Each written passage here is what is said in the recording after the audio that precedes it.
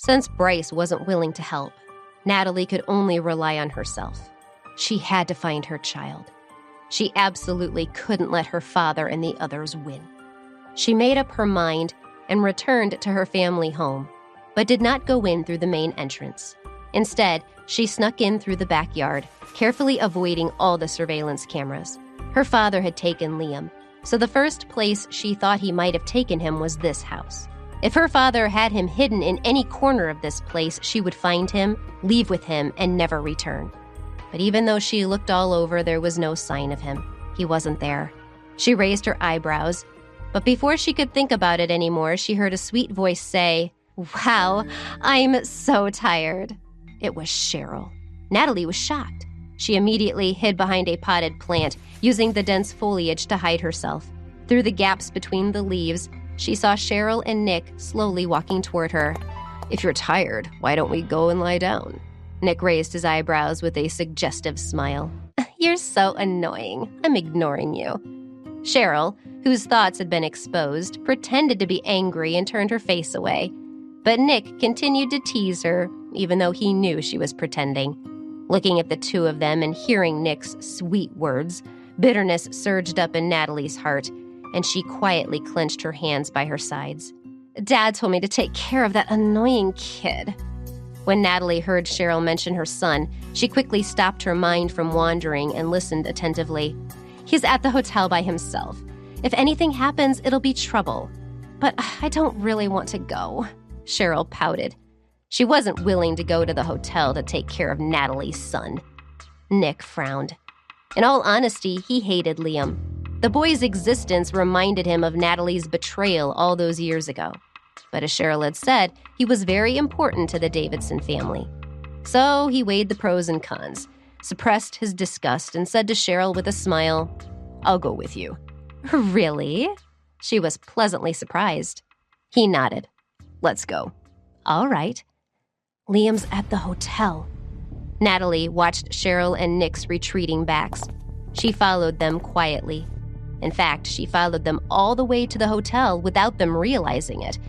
But when she reached the front door, she was stopped by the concierge. "Miss, please show me your membership card." "Membership card?"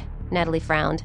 Seeing her doubt, the concierge explained, "Our hotel requires a membership card to enter."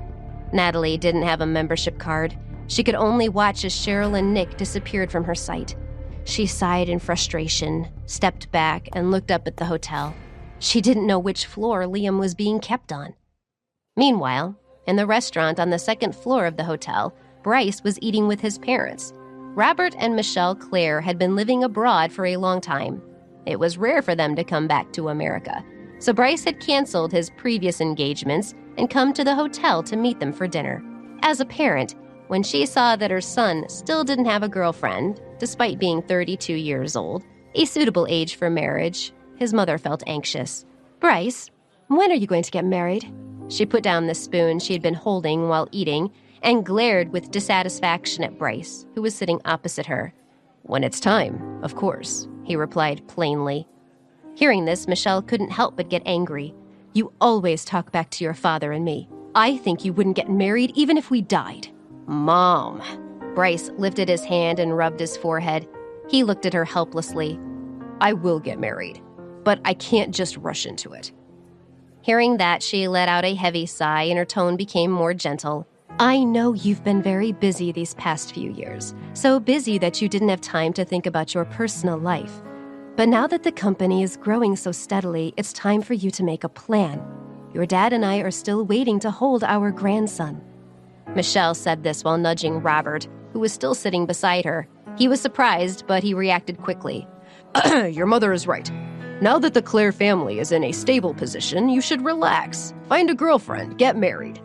Did they think he could find a girlfriend just anywhere? That he could get married just like that? Bryce didn't know whether to laugh or cry. He shook his head. Then out of the corner of his eye, he caught a glimpse of a woman standing outside the hotel entrance downstairs. His gaze suddenly turned cold. Why was she here? Michelle noticed that something was wrong with him and frowned. "Bryce, are you all right?" He looked away and shook his head. "It's nothing." He lowered his head to eat, but his eyes, which held a frosty expression, never left the woman. He hadn't expected her to follow him here. If he had known she would do this, he would never have helped her. Apparently, he couldn't shake her off so easily. A wave of disgust rose in his heart. He withdrew his gaze and continued to eat, pretending that he hadn't seen her. Downstairs, Natalie didn't know that she had been spotted by Bryce. She continued to look up at the hotel, her teeth nibbling at her lower lip, her pretty little face clearly annoyed. She knew that Liam was inside, but she couldn't reach him. She was livid. It didn't matter, though.